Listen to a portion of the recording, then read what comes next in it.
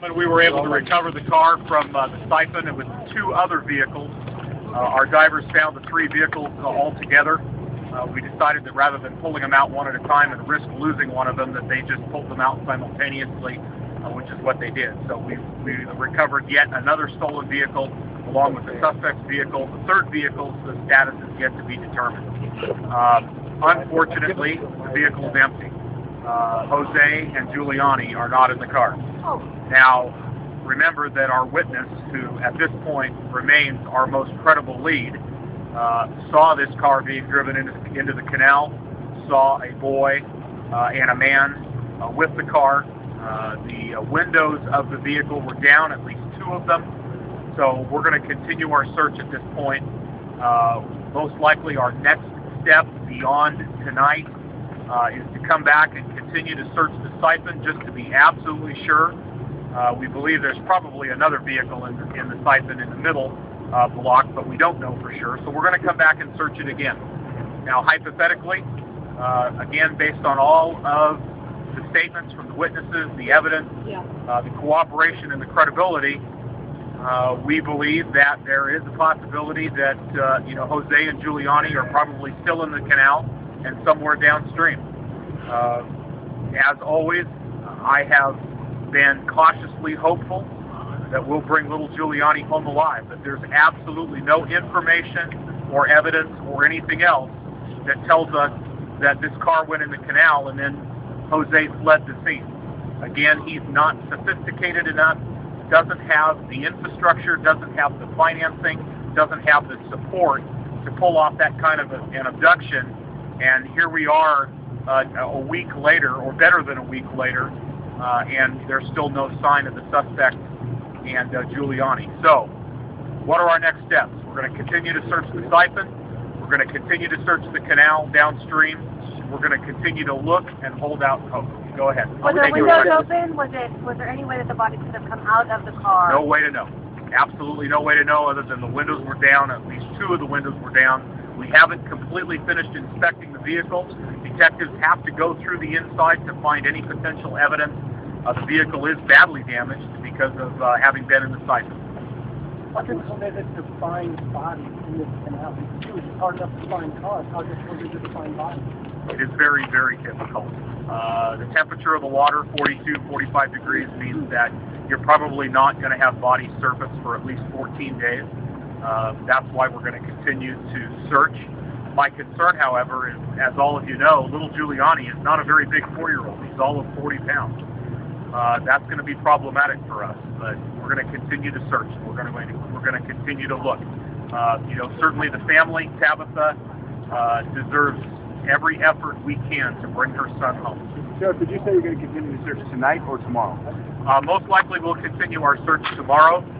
Right now the team is gathered over behind you, and they're working together to determine what our next steps will be. Obviously, putting anybody down in the siphon at night is too dangerous. So it's your belief that Giuliani and Jose are not alive? Based on everything we know, the witnesses' statements, the evidence, the cooperation, everything, we believe our witness. He's absolutely credible. He saw the car go in the canal. There's the car. He saw a man and a boy with the car. It's very likely that we'll find them somewhere in this canal. Would they be submerged, or would they maybe be stuck in a gate? I mean, hard to tell. Until typically there's a lot of things in this canal where bodies could get hung up, debris gets hung up, cars get hung up, just like the siphon. That was a problem for us. After a second and third sonar search, when we finally went back and looked at that anomaly again to be sure, we come up with 3 cars. So it's a very, very difficult area to search, simply because of the construction, the design, the water conditions, and everything that we've been fighting against now since the abduction. how far downstream can you search? Because this water moves pretty rapidly, and the bodies aren't in the car. Authorities have been notified all the way down to Mendota, California. So at the very end of the canal, the Mendota Pool, is where we'll continue to look, all the way down. What was the process like of bringing the cars out? Were there any problems? How long did it take from the time you started to the time that you pulled them out? Are you talking about the current operation? Yeah. Yeah, the dive operation began at about 4:05 p.m. and you saw the cars being brought out just a little while ago.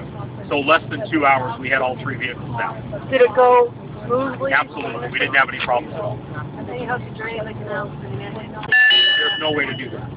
There's no upstream water storage capable enough to hold this much water. As a matter of fact, moments ago, the Water Authority called us and said they were at critical levels and they needed to release the water. So you're going to see the water start to rise again very quickly. When they typically drain the canal for maintenance, there's months of advanced planning, and our reservoirs, our holding capabilities are much lower than they are right now. We're going to continue to deploy regular patrol searches every day along the canal. Authorities downstream have committed to doing the same thing. The California Highway Patrol is committed to continue to fly regular patrol flights, weather permitting. Sheriff, what will your search tomorrow entail? If the speed bubbles were used, will you be able to tell us that? Not at this time. What will your search tomorrow entail? I mean, what will you have to do besides, do you plan to go into sniping tomorrow? I'm sorry, it's cold out here. Say again. What will you plan to do? What will your search entail tomorrow? We're going to continue to thoroughly search that site and the other 2 blocks. We want to make absolutely sure that there's nothing left, that there's no other cars, and potentially that nothing is hung up down there like bodies. What time will you start? That'll be up to the team. I don't have that yet. We still have to roundtable with all of our teams what our next steps will be, and I wanted to come over here and share the latest details with you, so I don't have that information yet, Rich. Sheriff, how many divers did it take to perform this? I know you mentioned 2, but we noticed 2 divers. Oh, 2 divers. 2 divers in the water, and then we obviously had safety officers and backup divers